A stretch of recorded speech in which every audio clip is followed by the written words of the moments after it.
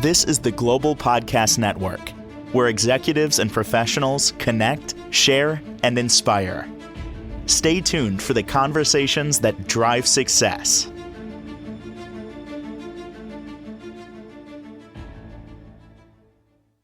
And welcome back, everybody. We're going to talk about something that many of us feel we never have enough of, and it's something you can't even buy.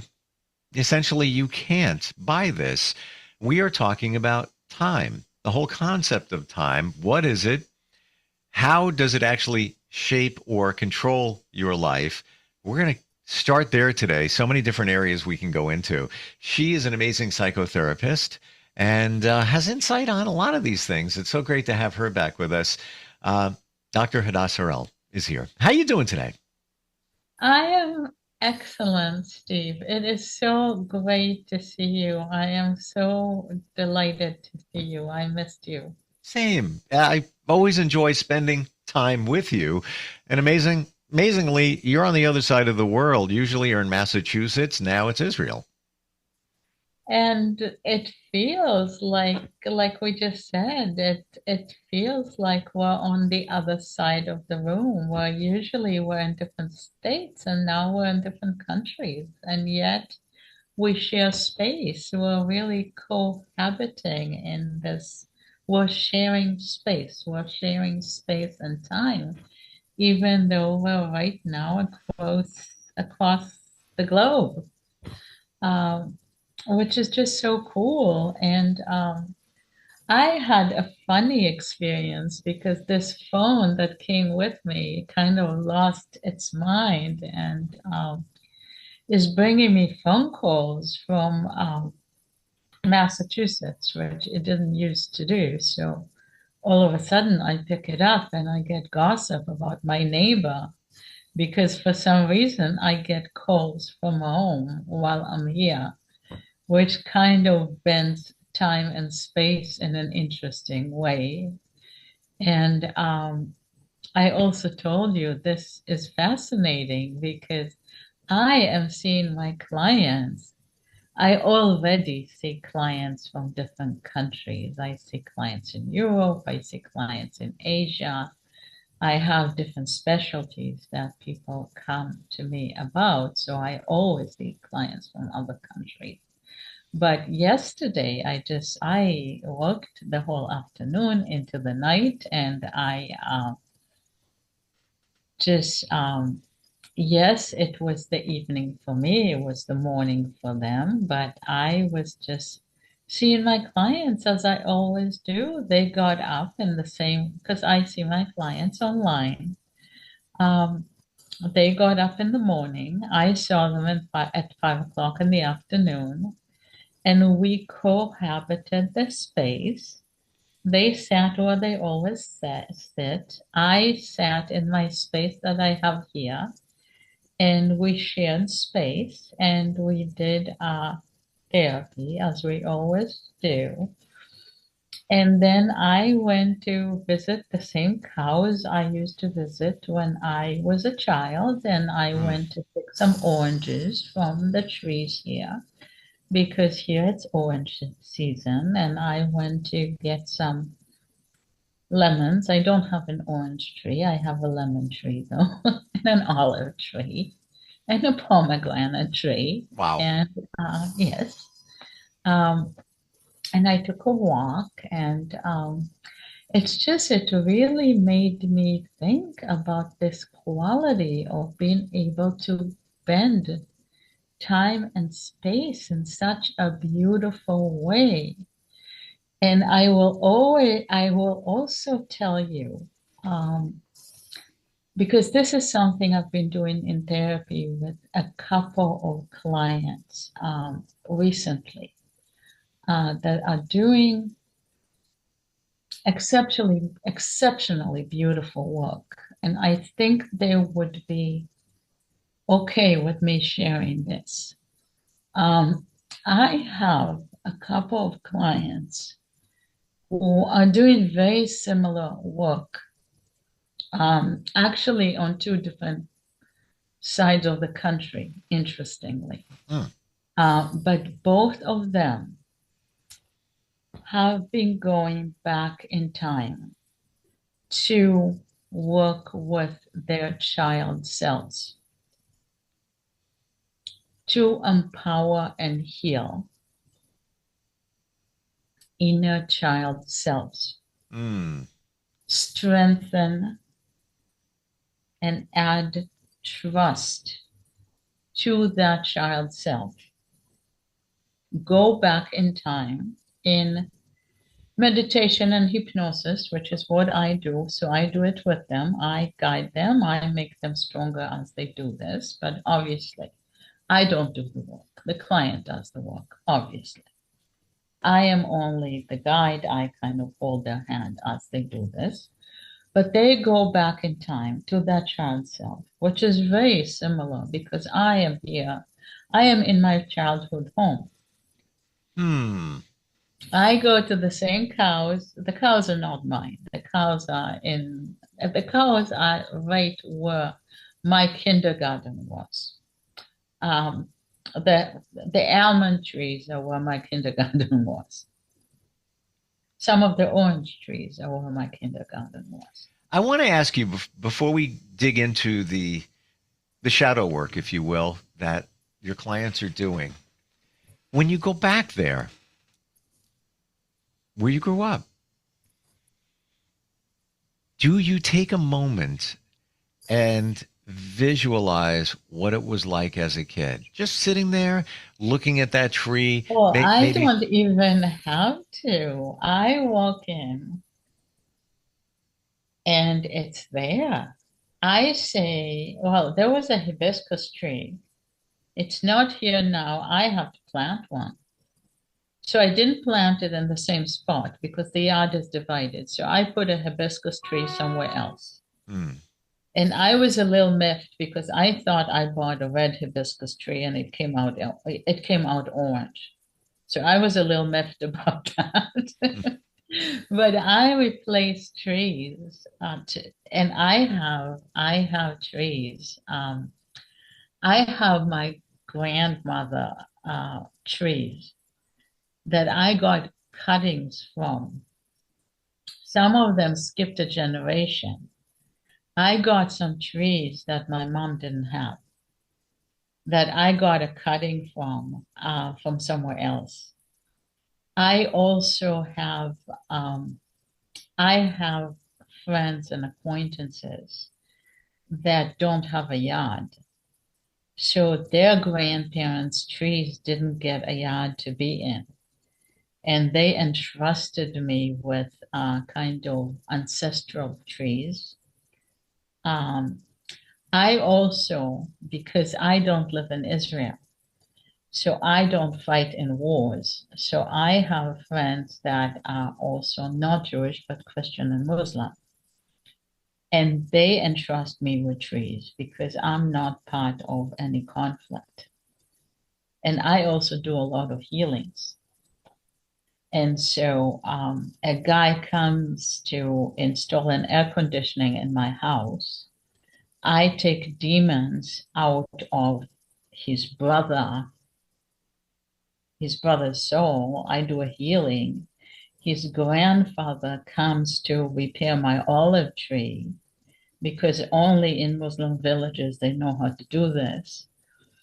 And Mm. my olive tree that I was given when I taught in a university here and was really not thriving is now the best olive tree, I think, for miles around because I did a healing for his brother. And they sometimes, when I'm not here, come and walk in my yard. So I have different people investing in my yard by effort. I come, I'm like, where did this plant come from? Oh, this person that you helped out that bought some plants. Or some people sometimes they leave the country for some reason. They bring their plants and they leave them in my yard. So I have ancestral plants, not just from my family, but I have there's a plant. It's really dragon fruit, but here they call it Queen of the Night. And it's my grandmother's Queen of the Night. And that is really a South American plant. And it climbs to the top of trees and it opens only once a year at the very top of trees. And it opens in August when it's really, really hot. And then the scent takes over the whole neighborhood. And it was my grandfather and grandmother's Queen of the Night. And it was supposed to be because they were so in love, even though they were very religious and it was kind of frowned upon. They were that in love. But the whole neighborhood smelled like heaven in August. And so I went back to the house where they used to live and I got a cutting of this. And there's a huge Queen of the Night that blooms here in August when I am not here. And so I give a lot of people cuttings of this. And it's really the same dragon fruit that you can get in Latin American bodegas. Isn't it But it amazing grows on a cactus. when you take your mind back? Like as you're talking, I'm seeing visuals and images of my childhood and plants. Exactly. Childhood and plants are like this. They're intertwined. You don't realize it until you think about it. But then when you do, like I remember, lilies, purple lilies in my backyard. My grandmother used to love them. Yes, those are Rhododendrons. such a blessing. Aren't those such a blessing? Yeah. Purple lilies, people that grow them, they are so blessed. Aren't they so blessed? And they're beautiful plants, and they're not just purple. There's other colors within them. There are other colors, but the purple ones somehow cluster together. Yeah. Yep. Even just things, if you think back to what was growing when you were growing, essentially. And they cluster in a certain way, and different lilies grow differently for some reason, and I don't know why. But you need to have the gift of time to be with plants. My grandmother passed when I was 4, but she used to take me to the market until then, and I swear, much of this she taught me after she was already passed. She used to come and teach me. But before I was 4, she used to take me to the market. We used to grow herbs on the roof in her house. We used to grow herbs for the sellers in the market. And we used to trade because she was dirt poor. We didn't have money for a lot of the things we were buying. But we used to grow medicinal herbs, so we used to pay in herbs. And she used to stand me on a crate, and we used to do healings for people with my hands and her hands too. But she had medicine wisdom. I had the hands. And so we used to trade healing and herbs. And I was 4 by the time she died. So I probably was doing this from the time I was 3. And my grandmother also spoke Arabic. And my mother did too, but this was not really openly spoken of. And no one bothered to teach me Arabic. So I have a receptive Arabic, but I don't really speak it. But that's how I learned to communicate with everyone and to trade herbs. Does it call it meditation or just a moment? Because I'll drive back to the house I grew up in, like basically from 5 until I was 20 something. And I'll just pass by the house. Sometimes I might park in front and just look. And, remember that tree? What I used to do, have fun with that tree. Remember that side of the yard, all those things, the memories come back. I'm not in that home, obviously, since sold. You're there. Do you still have I'd that? like to come back and yes, it's like you're saying, you remember the quality of the soil Yeah. and there were geranium trees and there were trees. They grew taller than me. Mm, yeah. You know exactly when you were little. You know how birds sometimes land and they don't want to move because they go into shock. But if you're just present to them, they will go back to life. Mm.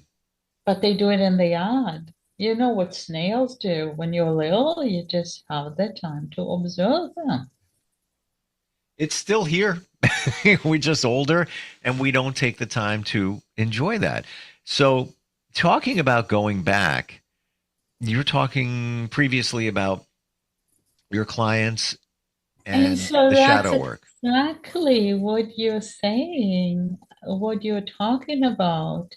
As you go by your childhood home and you park there, my clients, both of those clients have been doing this as memory work because they are not driving there, but they're journeying there in meditation. And when you block years of your life due to trauma, all the stuff, all that textured, beautiful stuff of remembering the leaves of the trees, the birds that came back to life, the Mm. feeling of, I was actually a magnificent child.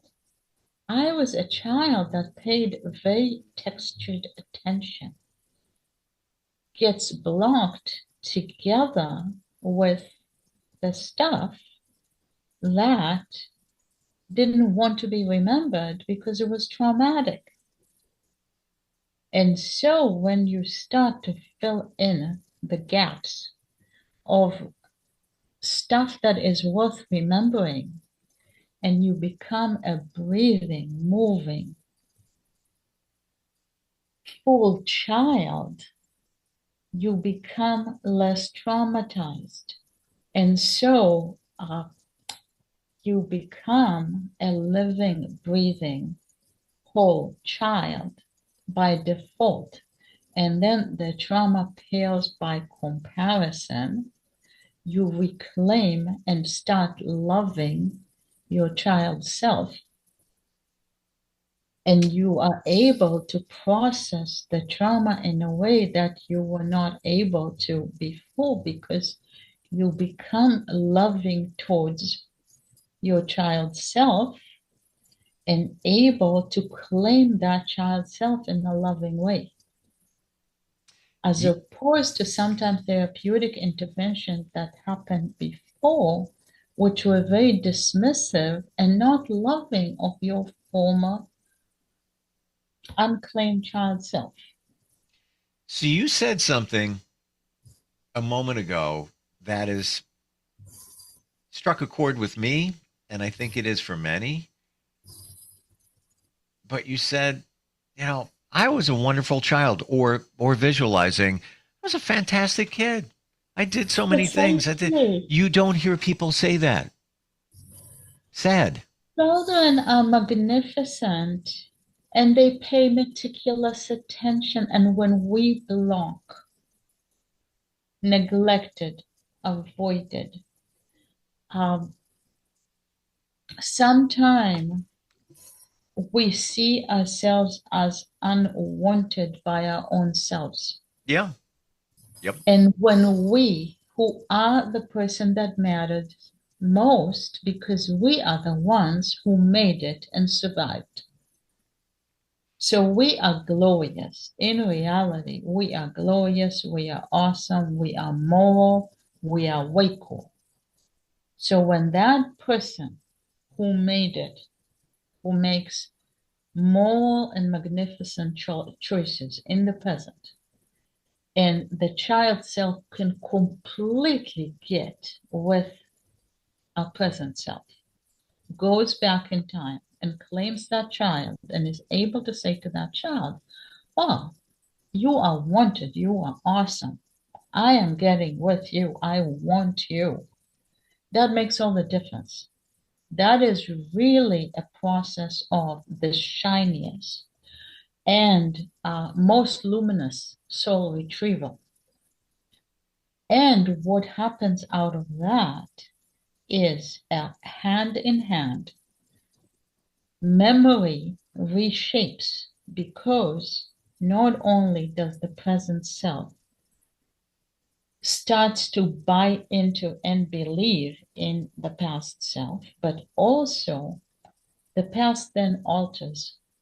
Isn't that mind blowing? Because then instead of having a depressing, unwanted, neglected, forgotten past, the past starts to luminesce because it's no longer an unwanted, neglected, unwanted past. Because the most significant person is really not the neglecting parent, not even the abusive parent, but actually the most important person who thought maybe that child wasn't cool is the self. Your superpower is to inspire us to think, because I'm doing it right now. And yeah, my childhood, my parents got divorced when I was very young. I got bullied. I was the fat kid. And, a lot of stuff going on there. Not unlike other kids. But I never looked at childhood thinking, you are a good kid. Now when I look back and I think of it in a different way. That child was amazing. The perception, the ability to see that and to look back in time. Yeah. As your way cool present self and see the value of that child. But then if the way cool present self creates a bond with that original self, the original self becomes luminous. As I look now, and I've never done this before, but when I look back, I was a very empathetic child. I was a very creative child. I did some really cool things when it came to art. I became class artist in high school in my last year.